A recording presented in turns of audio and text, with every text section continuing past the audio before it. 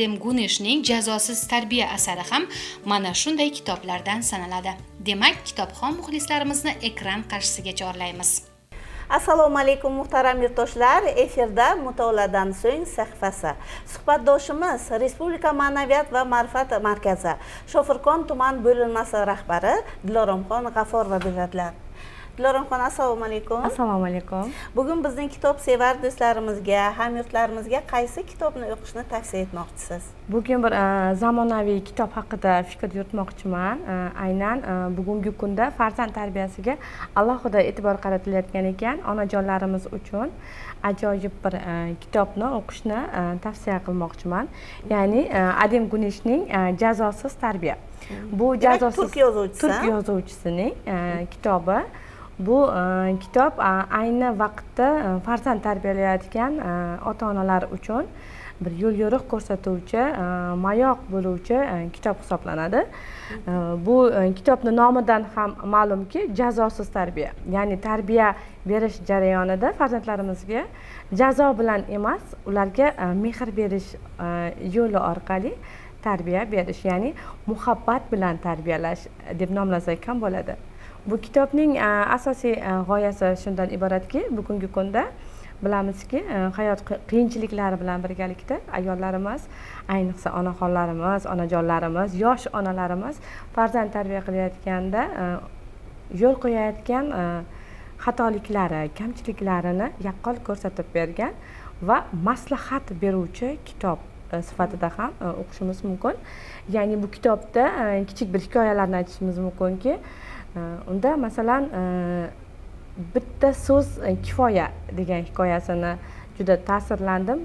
Unda bog'cha yoshidagi bir ona ishdan charchab, horib keladi va qarabdiki, uyda shovqin va kichkina bolasi rangli qalamlar bilan devoriga turli xil rasmlarni chizgan bo'ladi. Va biz bilamizki, bunda albatta onajonlarimizni jahli chiqadi. G'azabga mingan ona jazolamoqchi bo'ladi farzandini va shu o'rinda Adem Guneshning kechqurunlari mutolaa qilgan Jazosiz tarbiya kitobidagi maslahatlari yodiga tushadi.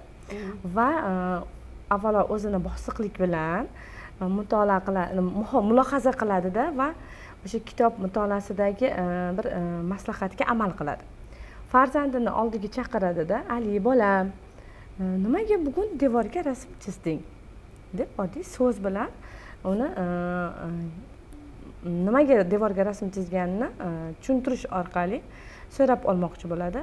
Shunda kichkina Ali aytadiki, "Bugun men bog'chada juda ko'p rasmlar chizdim, lekin menga hech kim e'tibor bermadi, rasmimni hech kim ko'rmadi. Devorga chizsam, siz ko'rdingiz. Rasmim kattaroq ko'rinadi. Hech bo'lmaganda siz e'tibor berasiz.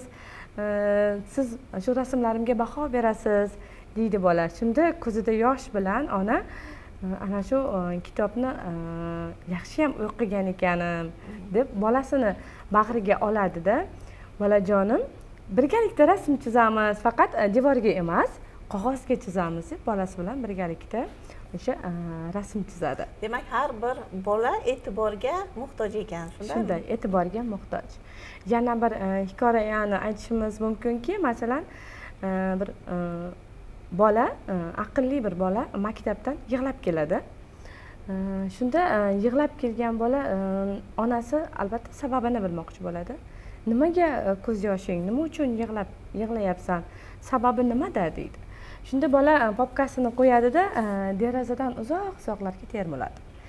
Ona shunda ana shu kitobdagi bir maslahatlarga rioya qilgan holda biroz tin olgandan keyin farzandini oldiga chaqiradida, "Menga nimaga yig'layotganingni sababini aytishing shart emas. Faqat men sen bilan birgaman. Shuni yodingdan chiqarma. Qanday qaror qilmagin, nimani sen yaxshi deb bilmagin, men sen bilan ona sifatida birgaman", deydi. Shunda bola ko'proq yig'laydida, onasini bag'riga olib, "Bugun men maktabda o'qituvchim she'rni so'radilar. Afsuski she'rni yodlamagan edim. Shu uchun o'zimdan uyaldim onajon, she'rni yodlamaganim uchun. bu vijdon azobidagi ko'z yoshlar bo'ladi. Shunda ona bolasini bag'riga oladida, men bilan osonroq ki birgalikda she'rni yodlaymiz deydida, farzandi bilan birgalikda kitobdagi o'sha she'rni yod olishadi. Demak, bundan biz bilamizki, ana shunday kichik bir hayotiy bir voqealar orqali bugungi onajonlarimizga farzand tarbiyasidagi xatoliklarni takrorlamaslik. Hammamiz bilamizki, farzandimizni komil inson sifatida yaxshi yutuqlarga erishishni niyat qilamiz. Har bir ona borki, farzandini muvaffaqiyatini ko'rishni xohlaydi. Aynan shunday farzand kelajagi uchun kerakli bo'lgan kitob hisoblanadi. Juda ham qiziqarli asar ekan.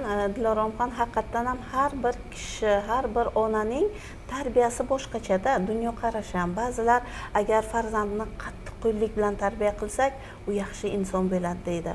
Ba'zi ruhshunoslar, psixologlar esa yo'q, bolani o'zining erkiga qo'yish kerak. Mana shundagina u bir yangiliklar yaratishi mumkin. Mana shundagina undan yaxshi bir yozuvchi, shoir chiqishi mumkin degan g'oyalarni ilgari surishadi-da. Haqiqatdan ham demak bu borada hali bir keragicha tayinli bir fikr aytilmagan. Hamma o'zini fikrini aytadi, lekin haligacha yo'q. Mana shunday qilsangiz, mana shu tarbiyani qo'llasangiz, bolangiz albatta olim bo'ladi degan so'zni hali hech kim aytib bilgan emas. Demak, hamma o'zicha bir tavsiya beradi xolos. Demak, bu kitob ham demak turk yozuvchisi Adem Guneshning Jazosiz tarbiya, ya'ni bolaga agar mehr bersangiz, demak sizning gapingizdan shuni bildimki, demak bolani jazolash emas, unga mehr bersakkina, uning qalbiga kirib borsakkina, demak bolaga bir boshqacha tarbiya beramiz degan fikr g'oya ilgari surilgan. Tushunish orqali bolani tushunish orqali tarbiyalash ilgari. Hozirgi tarbiya metodlari ham farzandlarimiz zamonaviylashib boryapti. Demak, biz tarbiya metodlarimizni ham aynan shu zamonaviy yoshlarga mos zamonaviylashtirishimiz kerakligi haqidagi tavsiyaviy maslahat kitobi. Haqiqatdan ham bir qiziqarli kitob ekan. Demak, biz barcha yurtdoshlarimizga, ayniqsa yosh onalarga mana shu kitobni o'qishni tavsiya etib qolamiz.